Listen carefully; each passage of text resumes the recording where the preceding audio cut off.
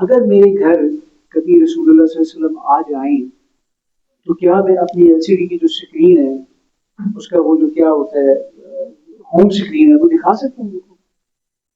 مجھے کوئی پریشانی تو نہیں ہوگی کہ میں کیا کچھ دیکھتا رہوں؟ ہسٹری آ جاتی ہے نا، ایک الگوریتم ہوتا ہے پورا، وہ آ دیکھ تو میں دکھا سکتا ہوں، مجھے کوئی پریشانی شرمندگی تو نہیں ہوگی؟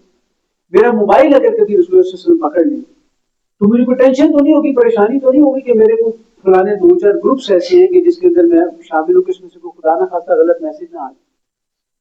یہ میں اپنے آپ سے پوچھوں، اور اگر ہیں تو پھر میں اس کی فکر کروں. اور ہم یہ چیزیں کیوں نہیں چھوڑتے؟ تعلقات کی وجہ سے. ہمارے تعلقات زیادہ قیمتی اور بڑے ہیں کہ اللہ کا حکم زیادہ قیمتی اور بڑا. یہ سوچنے والی بات ہے.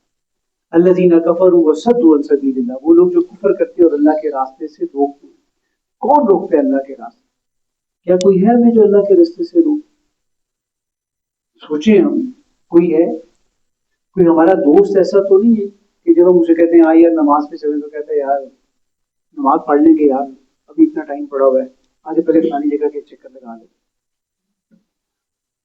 اللہ معاف کرے، وہ کوئی قولی طور کے اوپر نہیں روک رہا، وہ شعوری طور کے اوپر نہیں روک رہا، لیکن عملی طور کے اوپر تو تھوڑا سا تاثر نہیں آ رہا ہے اس کے اندر. ہمیں اپنی دوستیوں پہ نظر رکھنے کی ضرورت نہیں. صراط مستقیم کے اوپر چلنے کا کیا ہم نے سنا نہیں کہ وہ راستہ کتنا مشکل ہے جو جنت کو جاتا ہے؟ ہمارے ملنے والے کون ہیں؟